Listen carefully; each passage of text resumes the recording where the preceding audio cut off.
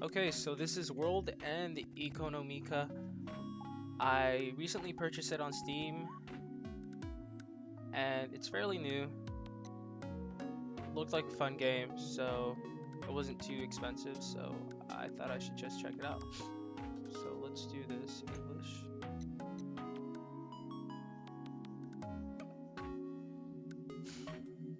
Because people really believe that there was a door into an alternate world on the dark side. Okay. The dark side cannot be seen from Earth, and it was a few decades ago that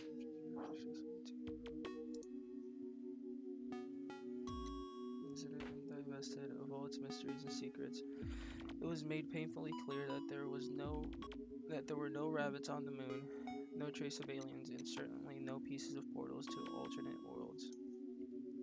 This was perhaps why the journey through the vastness of space to the dark side of the moon was so fascinating for me when my parents took me there as a kid.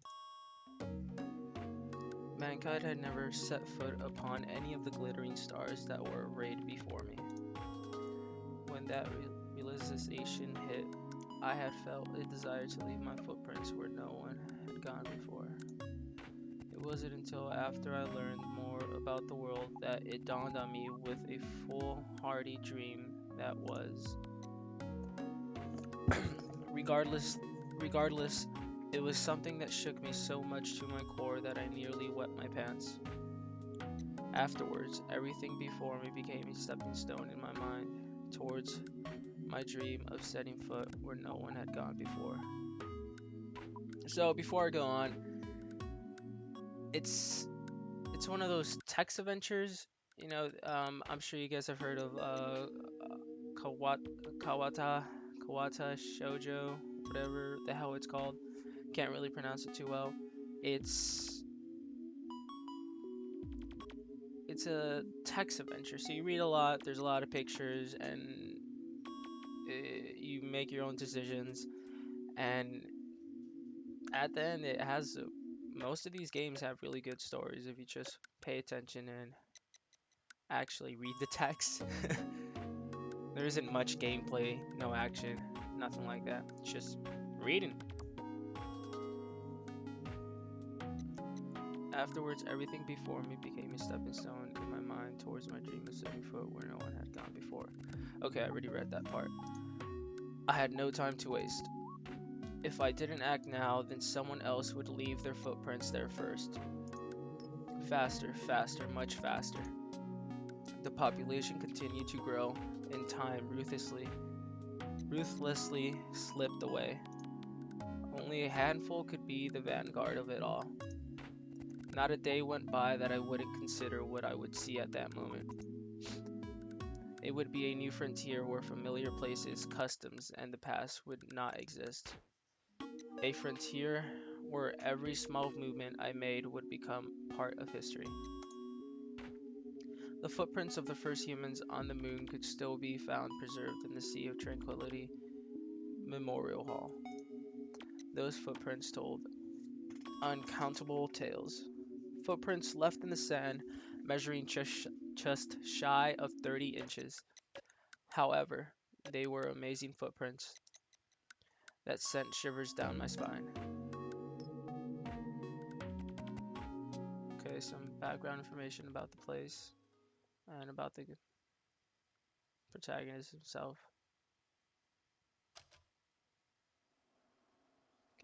With a click, the mobile PC turned on. I awoke when I heard the whirring of the hard drive. However, since I had slept curled up in the chair while clutching my PC, it was difficult to will my body to move. My body felt so stiff. I was sure that a careless motion would break something.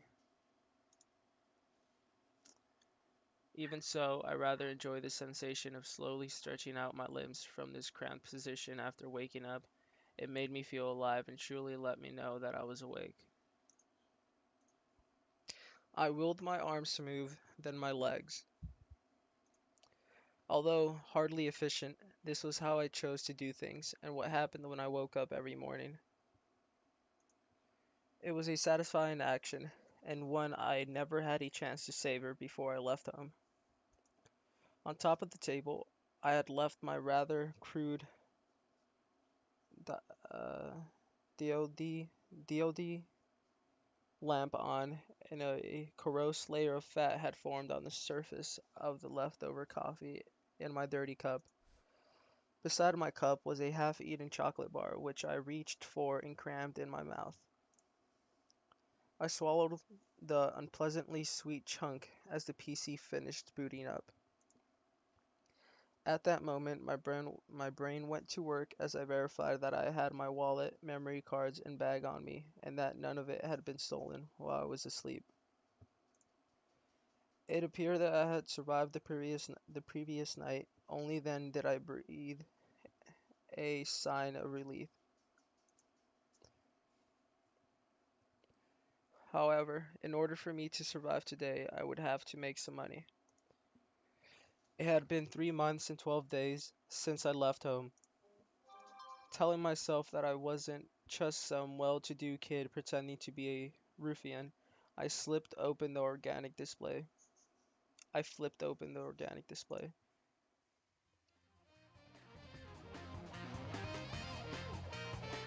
I was staying in a cheap net cafe. It was a good-for-nothing establishment that leached Wi-Fi from another shop, and its customers were of equally questionable quality. Hey kid, a far morning, isn't it? As I left the booth to go wash my face, an unkempt clerk greeted me as he played a game at the counter. I figured he wasn't so much being friendly as making sure I knew he was watching me. The only entrance and exit were next to the counter, and off to the side on the wall were the words, "Everyone pays, no freeloaders," even though this sad excuse for a building was built in a sewage canal. Money was always collected. The only thing that concerned me when I left home was finding a place to sleep.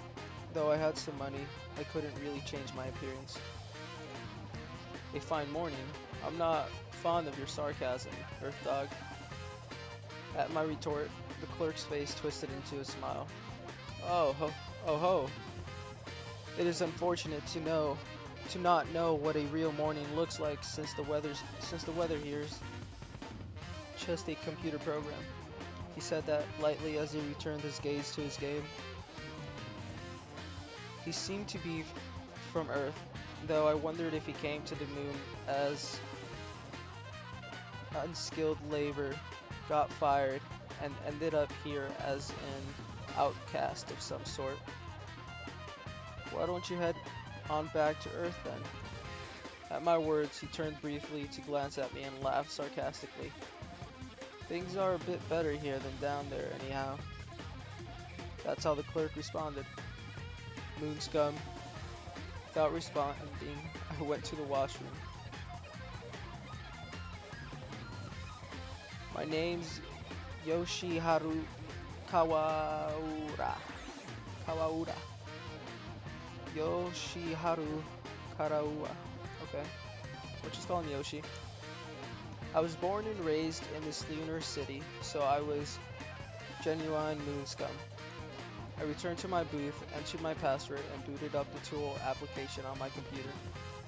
A welcome screen, whose only good point was its friendliness, was followed by a merciless and desolate landscape, much akin to the surface of the moon.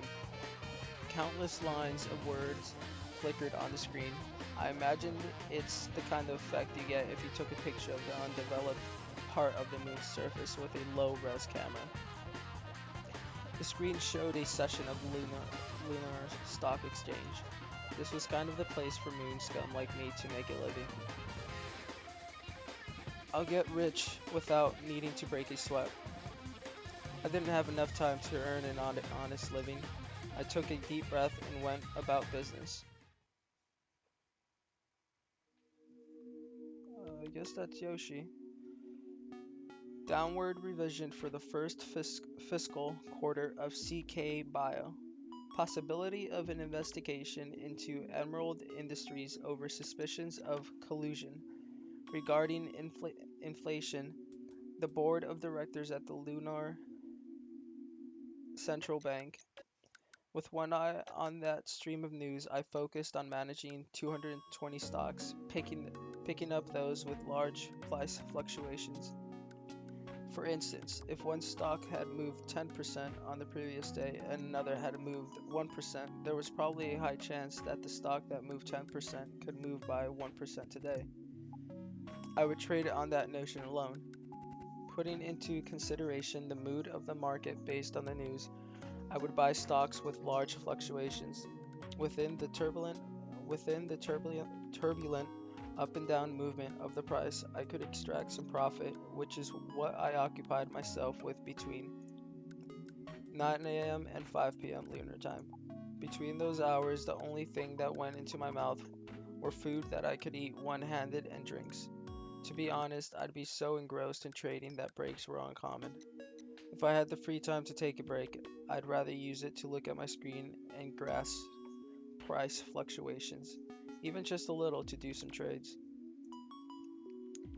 After a while, a difference of a few minutes when making the call to buy or sell could easily mean the difference between gaining or losing 1 or 2%. My war chest was 72,000 mules. 1% of that came out to 700 mules. A store clerk here would make 7 mules an hour at best. This was a place where a public school teacher's monthly starting salary was 1,200 mules. So I could make in a few minutes what they'd make in a month. Oh, that's a lot. Of course, over the course of a day's trading, some people would win and others would lose, but I was on the winning streak of all streaks, and my seed money of 1,000 mules had ballooned to 72 times that before I knew it. So the one and only time I did honest, hard labor in my life was to build that seed money. Since then, I've just been building my assets through these trades. While the gains were a little less than what they used to be, the greater your assets grew, the faster they grew. So it didn't worry me. It'd be what they call a snowball effect. I'd never seen snow before, but I've seen videos of Earth before, and thus I'm familiar with it. So this Yoshi guy is from the moon, born and raised in the moon, and yeah, I mean, guess he's never been to Earth. Alright, let's continue reading. Let's see what else we find out. I had decided that I was going to make even more money and then live in the center of this lunar city. It was a place where tons of ridiculously smart people were gathered. It's said that 70% of the world's wealth was held by the people there. I'd live up there, and then, the back of my head was high on these kinds of delusions as I performed trade after trade like a man possessed. That's why it took me a while to notice. I finally did after I got smacked on the head. Yo, kid. I turned around to see that the clerk. I turned around to see that clerk standing in front of the booth's open door. What, you want money? Since when did this place become prepay? Or what, was it something else? Was making money not allowed here? What do you want? I'm busy. As I glared at him, the overly skinny, bleary-eyed clerk let out a tired sigh. That's your reply? I came to tell you that the police are on their way to gather up street urchins and... Before the clerk finished his sentence, my PC had been closed and thrown to my back. Hey, wait! The employee grabbed my shoulder as I tried to push him aside and exit the booth. Though he was thin, he was still muscular, strong enough to remind you that he was an adult. Still, I always kept a set amount of money in my breast pocket for times like this. I grabbed it and thrust it into his hands. Keep the change. I put on my hat, shouldered my bag, and ran down a narrowed corridor. Wondering what was going on in the booth, a bunch of guys who looked like they just mumbled useless replies to any police questioning peeked through the cracks from their booths, wondering if someone had been arrested. After sliding past the dirty counter, I made it to the store's even filthier exit. The chipped away paint and rust made the already cramped building feel even more claustrophobic. I ran straight down the hall, way towards the open air. There were stairs if I turned left at the end of the hall, but I had never had any plans to use them in the first place. Without a moment's hesitation, I kicked off the floor, jumping as high as I could, passing over the concrete wall. My body flew out over the street. Because the cafe was on the 5th floor of the building, there was a heck of a view before me. I jumped towards the wall of the building opposite me and then kicked off from the wall, aiming back towards the wall of the first building. Once the sole of my foot hit a pipe on the wall, I jumped straight up with all my strength and resolve. Human genes have been fine-tuned for living on Earth over millions of years, so with some weight training, anyone could perform feats like these on the moon where the gravity was lower. What you couldn't do, though, was to allow yourself to miss your daily training. Jumping from wall to wall, I quickly reached the 14th floor of the building next door. I guess my heart rate did go up a bit. I glanced down to see a pair of blue uniformed policemen looking bored as they tapped the batons on their shoulders and climbed the stairs. It seemed the clerk wasn't playing a prank on me when he gave me the tip. I already paid my thanks to him, though, when I handed him that money. By now, he should probably have already used up the change to kick back with a store-bought beer. For the moment, I opened up my bag in the hallway and flipped open my PC screen. I ran off in the middle of a trade, so my position hadn't changed. I should be able to get at least a week wireless connection out here. If I were lucky, prices would have risen and I'd be home free, but usually, at times like this, figures. After hanging my head in disappointment, I closed out my losing positions and called it a day.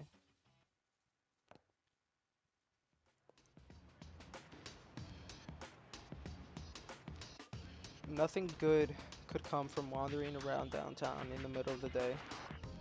Okay, so I'm gonna stop it here. This will be the first part of World End Economia. So I will continue this. I sort of enjoy it. Can't really tell for sure. I mean, it's just a lot of reading.